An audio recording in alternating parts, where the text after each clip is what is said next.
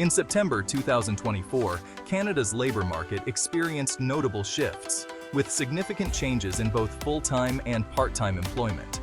According to the latest labor force survey by Statistics Canada, the country saw an overall increase in employment, but the dynamics between full-time and part-time positions were particularly noteworthy to point out. The number of full-time positions increased substantially, marking the largest gain since May of 2022. This surge in full-time employment was a key driver behind the overall job growth in September, as part-time positions saw a decline after summer months come to an end, indicating a shift towards more stable and permanent job opportunities in the labor force. Employment trends varied significantly across different provinces. In Ontario, 43,000 jobs, or 0.5%, were added, leading the way in employment growth.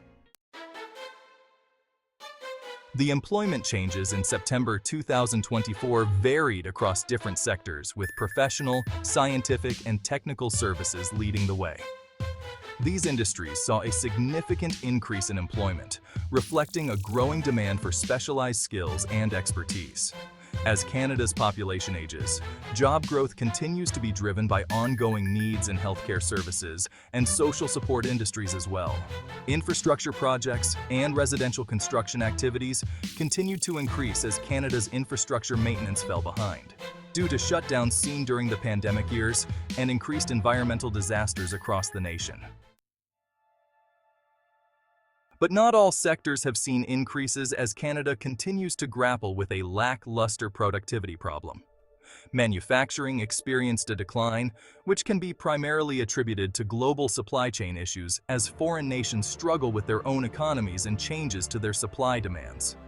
The accommodation and food services industry continues to also see a decrease, impacted by struggling consumer spending as high interest rates have battered their wallets and savings accounts. Also, changes in tourism patterns and seasonal factors come into play as Canadians buckle down for what's forecasted to be an enduring winter season. These sector-specific trends highlight the dynamic nature of Canada's labor market and the varying economic conditions across different industries, as the BOC is projected to potentially start cutting rates at an increased pace. Furthermore, Quebec saw an increase of 22,000 jobs, or 0.5%, as Manitoba's employment rose by 5,100 jobs, or 0.7%, and Nova Scotia also adding 3,000 jobs, or 0.6%, in Eastern Canada. However, not all provinces experienced job growth, with British Columbians experiencing a decline with 18,000 jobs, or 0.6%, lost to individuals seeking work in other flourishing industries. New Brunswick also saw a decrease, with 4,100 fewer jobs, or 1%. These changes reflect the diverse economic conditions and labor market dynamics Canada is experiencing across provinces as the government and the BOC continues to try stabilizing the productivity issues seen across the nation. Overall, September 2024 was a month of mixed outcomes for Canada's labor market. The increase in full-time employment is a positive sign, suggesting a move towards more secure job opportunities and a turnaround in productivity.